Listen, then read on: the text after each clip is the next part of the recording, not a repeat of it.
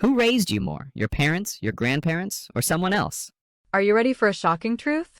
2 months after my parents looked me straight in the eye and told me they could not help me with a medical bill that was hanging over my head like a guillotine, they turned around and wired a down payment for my brother's vacation home. And the wildest part is that at first, I said nothing because part of me was still in disbelief, and part of me was exhausted from years of carrying the weight of being the understanding one in the family. I had been dealing with a medical issue that came out of nowhere, the kind that is not optional and not something you can just push back until a better time. Even with insurance, the deductible and all the extras added up fast, and I found myself staring at a bill that felt impossible to manage. I was not asking for them to cover everything, not even close, but I thought maybe they could help me get over the immediate hurdle so I would not drown in late fees and credit interest. When I finally worked up the nerve to ask, my mom's response was this carefully rehearsed sigh, followed by her telling me how things are tight right now, and my dad just nodded along, saying, "It's been a rough year for everyone." I sat there swallowing my pride, telling myself to accept the answer, because what was I going to do, beg them?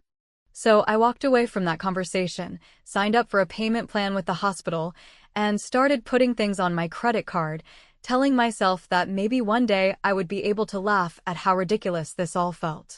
I started keeping notes on every call I made to billing, every time I adjusted my budget, and every time I had to choose between something I needed and the debt that would not stop looming. I tried not to be bitter, but it is hard not to feel bitterness when the people who raised you watch you struggle and then explain that their hands are tied. A few weeks later, my aunt called to check in because she had heard through the grapevine that I was having some trouble. She has always been the type who notices things my parents would rather ignore. She asked if Mom and Dad were helping at all, and I told her no, that they said they were broke. There was this pause on the other end of the line, the kind of pause that tells you the person knows more than they are ready to share. She changed the subject, but I heard it in her voice. She knew something I didn't. And then, out of nowhere, my brother posted on social media about his new little place near the lake. The photo showed him grinning in front of a house with a fresh sold sign, acting like he had worked for this his whole life.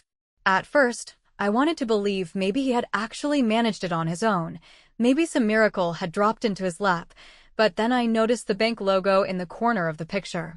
It was the same bank my parents used. That detail stuck in my head like a thorn, because my brother has never been able to manage his money, and it just did not add up that suddenly he had a whole second property. I sat with it for a while, wondering if maybe I was reading too much into things, until I got a voicemail from my mom a week later. She sounded cheerful, almost smug, and she said, "We're going to be spending more time by the lake this summer. It'll be nice to get away." And in that moment, all the pieces clicked together. The timing, the bank, the sudden claim that things were too tight for them to help me, and then magically they had enough for a down payment on a vacation home for my brother. I did not explode. I did not call them screaming. Instead, I opened a folder on my computer and titled it Facts. I screenshotted my brother's post, saved the voicemail, and wrote down the date of the medical bill conversation. I promised myself that this time, I was not going to fight with them using emotions. I was going to deal in receipts, plain and simple. And that is when something in me shifted. I stopped being the reliable daughter who could be counted on to smooth things over, to host family dinners, to bail Jake out when he forgot deadlines, or to sit through lectures about how he just needs more support. I decided my energy was no longer free. I cut back on answering every call, I let messages sit unread, and when anyone asked me for a favor, I had one answer: no, I can't. The silence was louder than any fight could have been, and I could tell it unsettled them more than if I had yelled. It was petty, maybe, but for the first time in years, I felt like I was no longer handing them every piece of myself for nothing. I was just holding back and letting them feel the absence of me. And it worked, because not long after that, my dad asked why I was being so distant, and I just smiled and told him I was busy managing my own life. 2 weeks later, Aunt Brenda sent me a file that would change everything. It was a copy of the deed for my brother's new little place, and the names on the ownership line were not his at all. They were my parents'. And the wire date?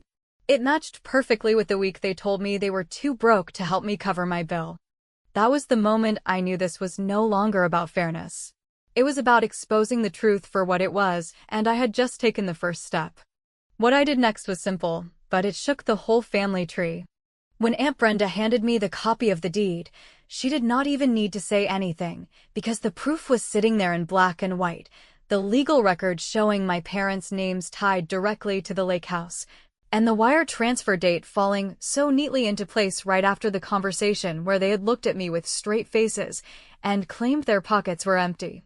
I stared at that paper for a long time, not because I was surprised anymore, but because something about seeing it in official form made the betrayal harder to shrug off, like it had moved from being just a gut feeling to being carved into stone. What made it worse was the fact that they had not just refused to help me, they had dressed it up with speeches about sacrifice and hard years, and how everyone had to tighten their belts. And all of that was pure theater designed to cover up what they were actually doing, which was handing my brother the kind of financial safety net they had never once offered.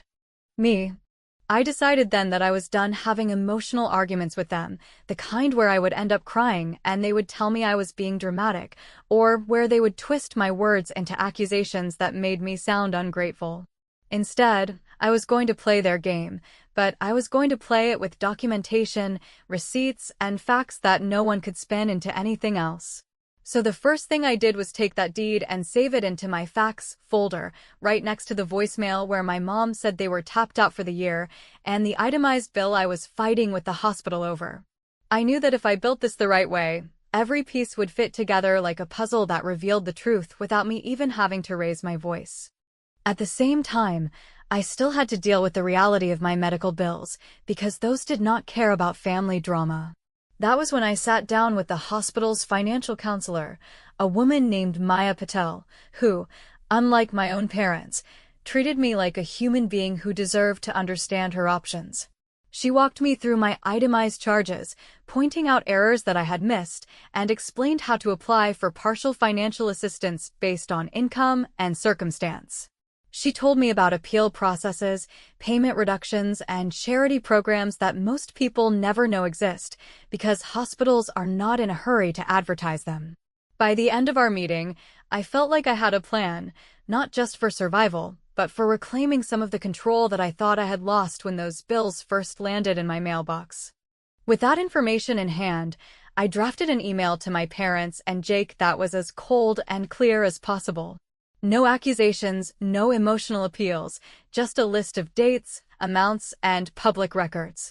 I wrote, on March 12th, I asked for help with a medical bill. On March 15th, I was told you could not help anyone this year.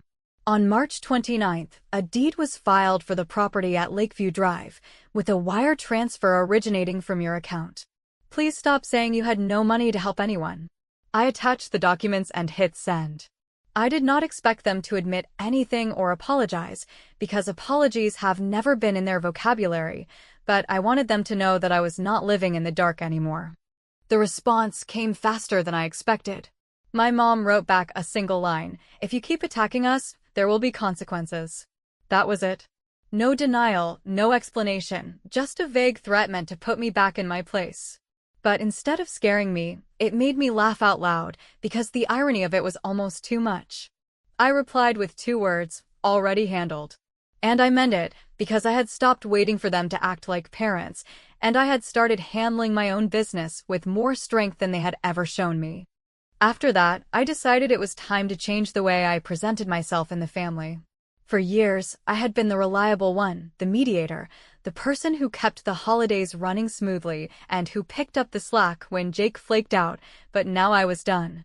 I stopped volunteering for anything, stopped answering group texts that were just thinly disguised requests for help, and I began putting my energy into building walls that they could not climb over. I was no longer going to be their quiet scapegoat. The turning point came when I posted in the family chat a short message that said, "Good news. I am getting help from the hospital. Please direct future comments about tight finances elsewhere." Underneath that, I dropped the public deed with no captions, no sarcasm, just the plain truth sitting there for everyone to see. The silence that followed was deafening, because they knew I had called their bluff without even using a single insult. All I had done was hold up a mirror, and they could not stand what it showed them. In that moment, I realized I did not even need them to confess, because their outrage was the confession.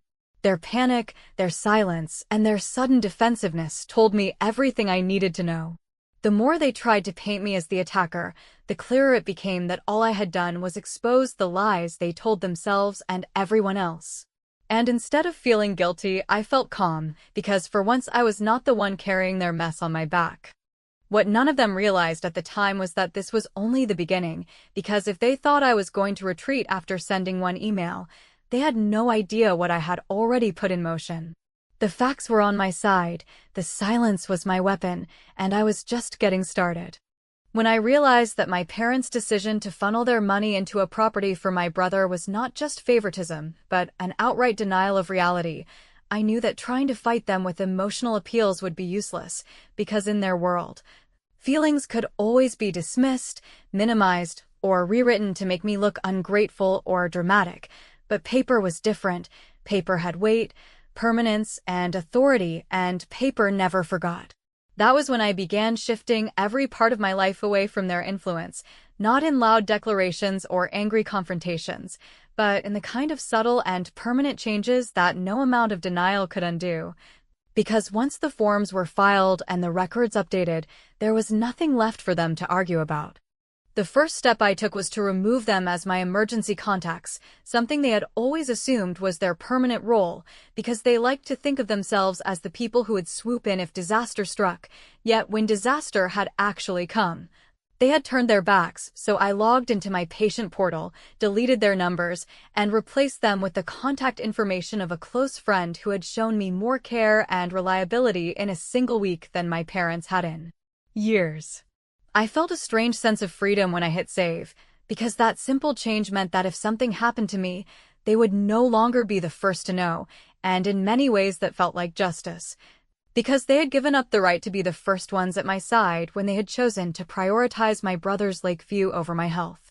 Next, I went through all of my financial accounts, insurance policies, and work benefits, carefully removing their names wherever they had once been listed as beneficiaries or secondary contacts, and although it took hours to comb through each form, I did it with the kind of focus that comes from finally taking control, because I realized that for too long I had left them plugged into my life as if they were entitled to my future, and I wanted every connection to reflect reality, which was that they no longer had that privilege. Each signature I added to those forms felt like a brick in a new wall that was rising steadily between us, a wall that was not built out of anger, but out of documentation that would outlast any argument. Meanwhile, I was still working with Maya, the hospital counselor, who guided me through an appeal on my medical bill, helping me challenge charges that were incorrect and push for assistance programs that actually existed, but were buried under layers of bureaucracy. With her help, I managed to knock down the total to something far more manageable, and when the letter arrived confirming the reduction, I placed it carefully in my facts folder. Because it symbolized not just a financial victory, but also a statement that I could accomplish more for myself with the help of a stranger than I ever could with the people who were supposed to care about me most. It was around that same time that I stumbled across something that made me realize the vacation home situation was even more precarious than it looked.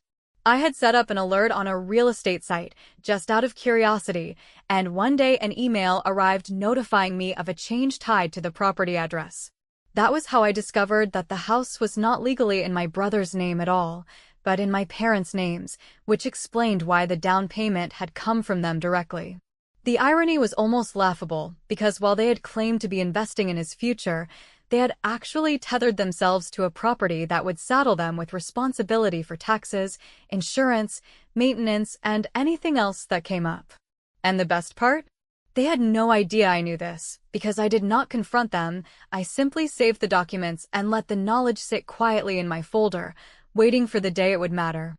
Around this time, I asked my dad to meet me for coffee, just him, no mom, because I wanted to see if, stripped of her constant influence, he might actually admit to something real.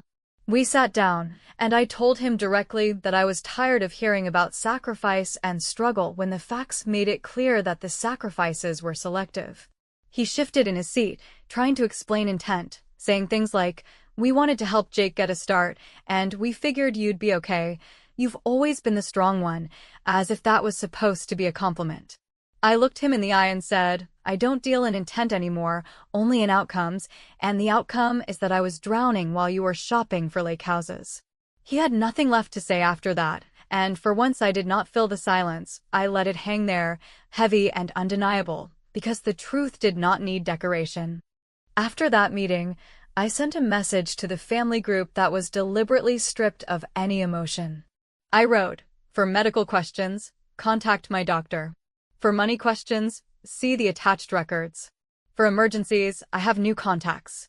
It was short, clinical, and final, and I attached the updated documents so there could be no confusion.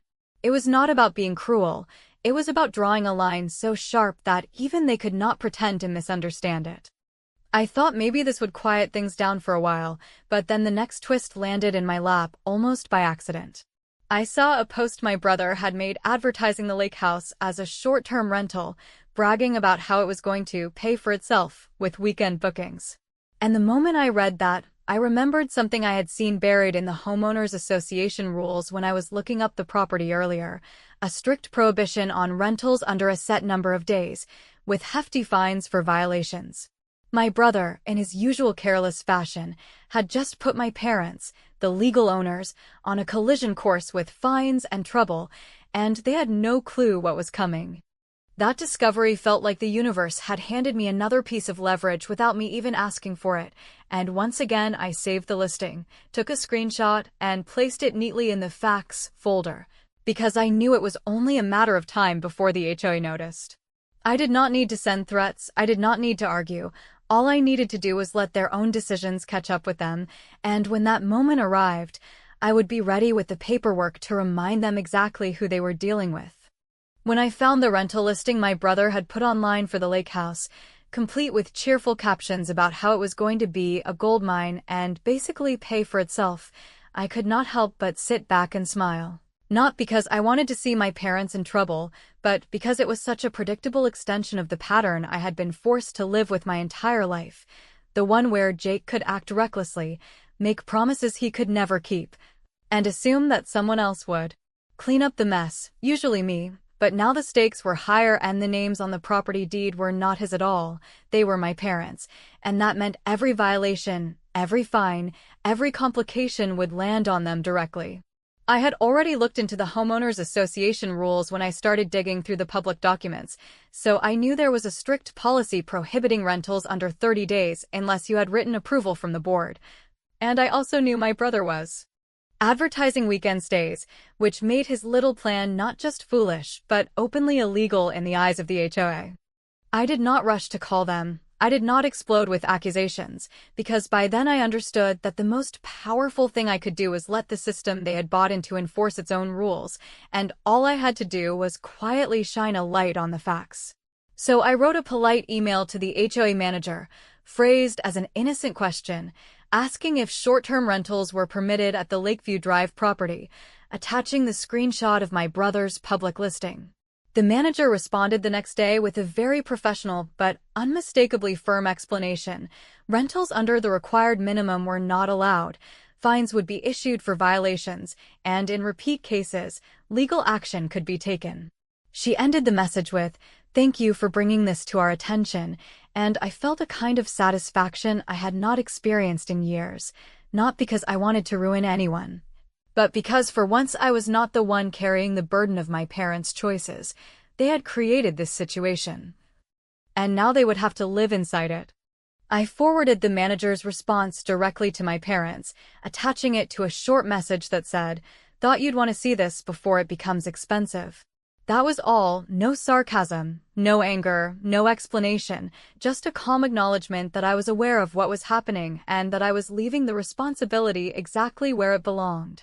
The phone rang less than an hour later, my mom's voice shaking with fury, accusing me of sabotage, of trying to undermine the family, of deliberately going after them. I let her finish, and then I reminded her that I had not created the rental listing, I had not ignored the rules, I had not placed their names on the deed, and all I had done was ask the association to clarify its own policy.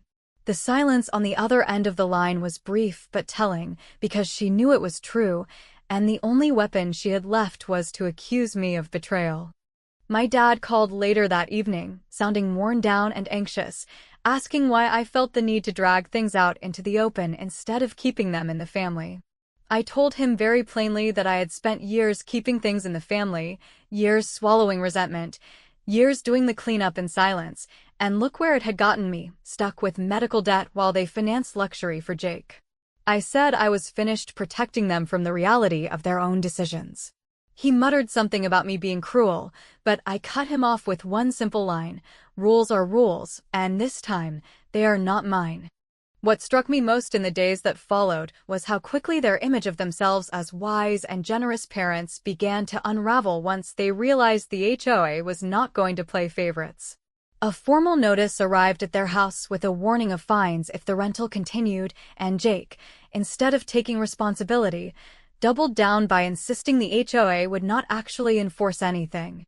My parents, panicked and desperate, called me again, demanding I explain why I had gotten authorities involved, as if I had the power to invent rules that had been in place long before they bought that house. I did not yell, I did not apologize. I calmly reminded them that they had chosen this property, they had chosen to put their names on it, and they had chosen to ignore the restrictions. All I had done was refuse to cover for them this time. To drive the point home, I quietly put together a neat folder, the kind my mom always loved to brag about me making for school projects, except this time the contents were not grades or awards. They were printouts of everything an owner would need to consider when managing a second property: annual taxes, insurance premiums, HOA dues, maintenance costs, and copies of penalty schedules for violations. I dropped the folder at their house without a note, because the documents spoke louder than I ever could. The message was clear: this is what ownership means, and you can no longer pretend it is just a gift for Jake without consequences. By the following week, word had spread through the extended family that there were problems with the lake house, and my mom, in a moment of frustration, finally asked me the question I had been waiting for since the beginning: why are you doing this to us? I paused for a long time before answering, because the truth was that I had not done anything to them. They had done it to themselves, and all I had done was remove the shield I had been holding up for years.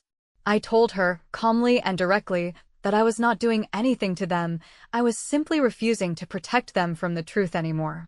She did not respond right away, and I could almost hear the gears turning as she tried to process the idea that her reliable daughter was no longer going to cover the cracks, no longer going to swallow the lies, no longer going to play along. For the first time, the silence between us felt like acknowledgement, like maybe she understood that the ground had shifted and that I was no longer operating on the terms they had set for me.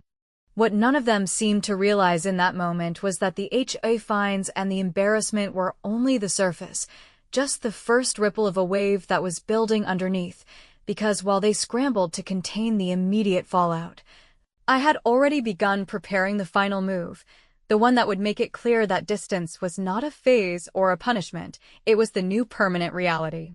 I asked them to meet me in a quiet coffee shop far from the lake and far from our old neighborhood, because I wanted neutral ground that did not carry the weight of childhood holidays or the scent of their favorite stories.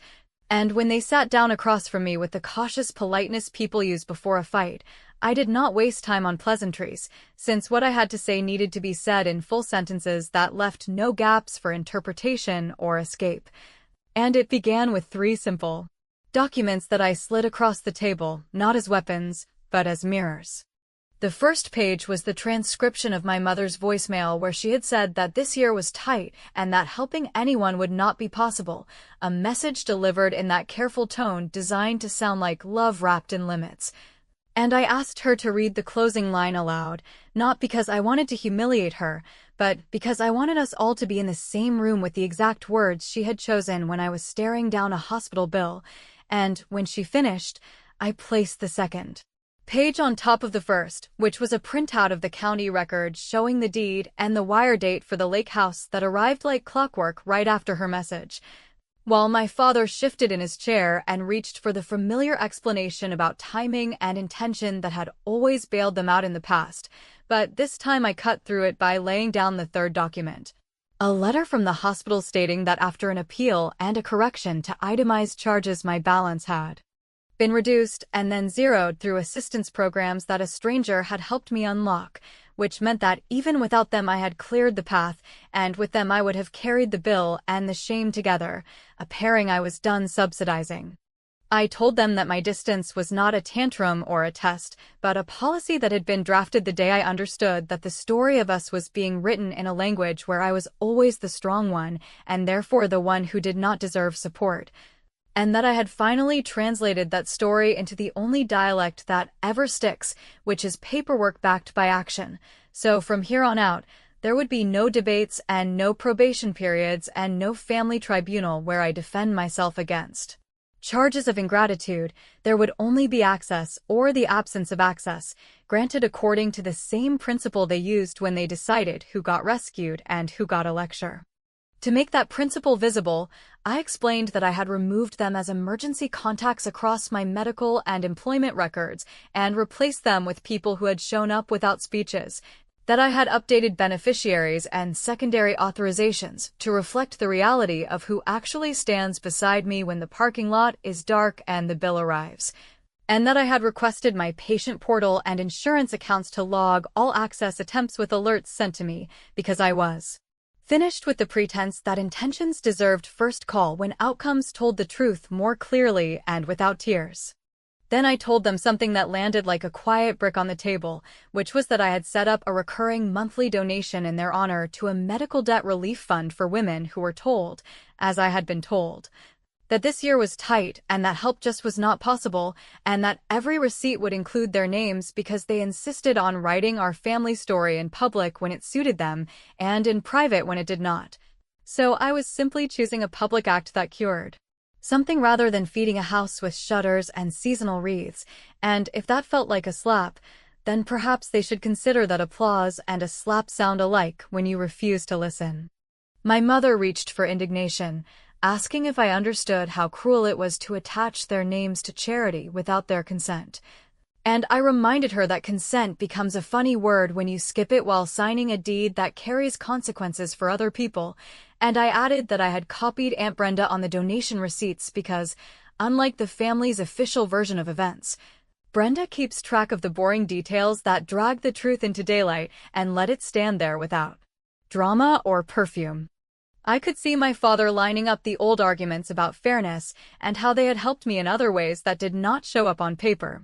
So before he could release them into the air like tired balloons, I opened a crisp envelope and pulled out a notarized letter addressed to both of them, stating that I decline any present or future involvement with the lake house, that I will not co-sign, manage, appear on any forms, resolve any violations, or serve as an intermediary for rentals, repairs, or negotiations, and that any attempt to present me as an interested party will be met with written correction sent to the relevant office, because I have learned that silence is a playground for people who enjoy rewriting history, and I was done providing that playground for free. When my mother asked if this was permanent, her voice soft in that way she saves for occasions when she hopes kindness will lure me back into unpaid duty, I told her that permanency was the wrong frame, that what I had put in place would last as long as the truth did, and that if the truth changed because they had changed it with consistent action rather than seasonal apologies, then the policy could change too. But that I would not be granting provisional access based on vows made in a parking lot and broken at a closing table, since my life, like their house, carries costs that land on the person whose name is on the line. They both sat there in a silence that did not feel victorious so much as precise, and I felt a steadiness I had not felt since before the diagnosis, because I was not trying to win an argument anymore. I was executing a plan that flowed from their choices. And when my father asked, very quietly, if I was sure this was the path I wanted, I said that I had already walked it, since distance began the day they decided I could shoulder a hospital bill alone while they shouldered a vacation with my brother, and that all I was doing now was making the path visible and paved, so I could stop tripping over their versions of events.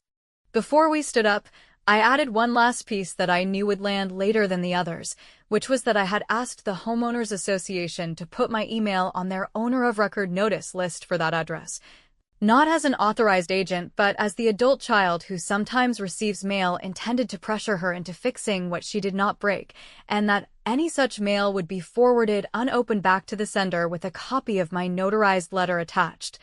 Not out of spite, but out of respect for the boundary that they taught me to draw when they chose to redraw the map of our family with a shoreline and a set of keys that never fit my hand.